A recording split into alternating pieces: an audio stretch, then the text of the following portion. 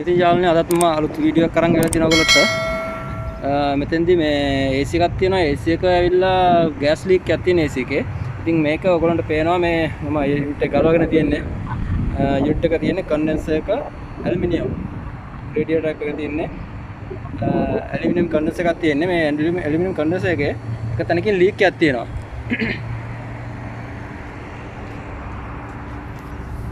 මෙන්න මෙතන තමයි ලීක් එක තියෙන්නේ.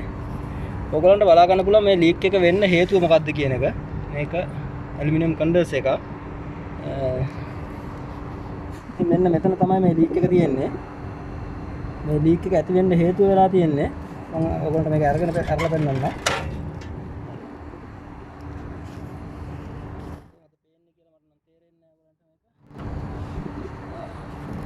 මට පේන ඇති මෙන්න මේ ස්ථානයේ පොඩි ප්‍රශ්නයක් තියෙනවා. පොඩ්ඩක් ඉන්නවම හරියට පෙන්නන්නකෝ.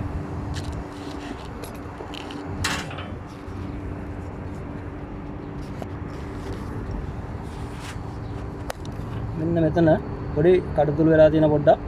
ඒකට හේතුව තමයි එන්න මේ යකඩ දැල මෙතන වැදිලා තිබිලා තියෙනවා සෑහෙන දවසක්.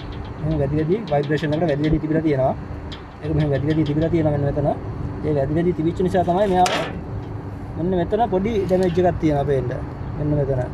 මේ ඩැමේජ් එක නිසා තමයි මෙතනින් බොහොම පොඩියට ගෑස් ලීක් එකක් තියෙන්නේ.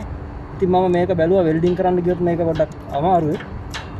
මේක බොහොම තුනී හින්දා වෙල්ඩින් කරගන්න ගියොත් අපිට වැඩේ පොඩ්ඩක් අමාරු වෙන හින්දා මම මේකට එපොක්සි මාර්ගයෙන් මේක සිදුර වහගන්න උත්සාහ කරලා තියෙනවා. මොකද බොහොම සුළු ලීක් එකක් තියෙන්නේ. බොහොම පොඩි ලීක් එකක් තියෙන්නේ. ඒ ලීක් එක අපිට වහගන්න පුළුවන් වේවිද කියලා බලමු එපොක්සි වලින්.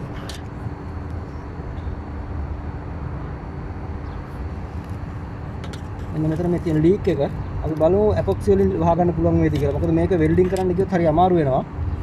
වෙල්ඩින් කරන්න ගියොත් ඇත්තටම මේක මේ චූටි කඩතුලක් තියෙන්නේ. වෙල්ඩින් කරන්න ගියොත් එහෙම මේක සිදුරු ටිකක් ලොකු වෙන්න ඉඩ තියෙනවා. මේක සමහර වෙල්ඩින් කරගන්න පුළුවන් බැරි වෙන්න පුළුවන්. අපි පළවෙනි වතාවට බලමු එපොක්සි වලින් වහගන්න පුළුවන්ද කියලා. එහෙනම් බැරි වුණොත් ඉදිරියේදී බලමු වෙල්ඩින් කරගන්න පුළුවන් නම් කොහොමද කරන්න කියන එක. වෙල්ඩින් කරන්න පුළුවන්. ටිකක් ඒක ඉතින් අමාරු වැඩක්. බලමු පළවෙනි වතාවට මේක බොහොම සුළු ලීක් එකක් තින්දා එපොක්සි මාර්ගයෙන් මේක ලීක් එක නවත්ත ගන්න පුළුවන්ද කියන එක. එපොක්සි එකක් අරගෙන තියෙනවා. මම දැන් ගිහිල්ලා ගෙනාවේ එපොක්සි එක. මේක මෙටල් වලටත් එක පාවිච්චි කරන්න පුළුවන්. ඉතින් අපි එපොක්සි මාර්ගයෙන් මේක ලීක් එක වහගන්න බලමු. ඉතින් ඔයගොල්ලන්ට පේනවා මේ කන්ඩෙන්සර් කොච්චර සියුම්ද කියන එක. මේක අර වාහනවල රේඩියේටර් තියෙන ඒ ටයිප් එකකට හදපු කන්ඩෙන්සර් එකක්.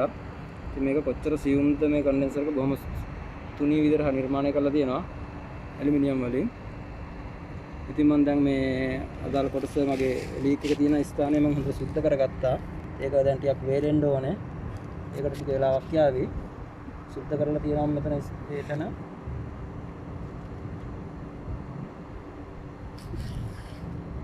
ඉතින් අපි තව ටික වෙලාවකින් බලමු කොහොමද මේකට එපොක්සි ටික ඇප්ලයි කරගන්නේ කියලා.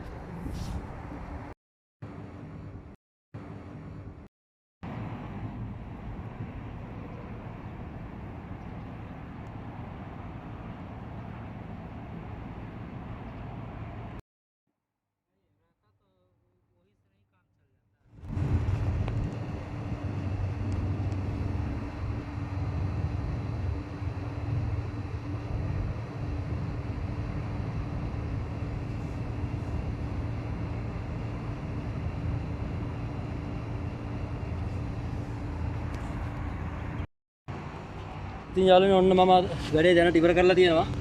එතන හොඳට එපොක්සි දාලා තියෙනවා. මේක මම හෙට තමයි පවර් එක ඔන් කරන්නේ. දැනට පවර් ඔෆ් එකේ තියෙන්නේ යුනිට් එක. මොකද හොඳට ඩ්‍රයිව් වෙන්න ඕනේ. ඩ්‍රයිව් වුණාට පස්සේ මෙතනින් ලීක් එකක් තිබුණා නම් ඒ තිබිච්ච ලීක් එක එම්ම නැතිලා යයි. ඉතින් ඒ විශ්වාසයෙන් මම දැනට නවතිනවා. මොකක් හරි ප්‍රශ්නයක් තිබුණොත් මම ඔයාලට එදාට මේක වීඩියෝ කරන් එන්නම්. එහෙනම් ජය වේවා හැමදෙනාටම.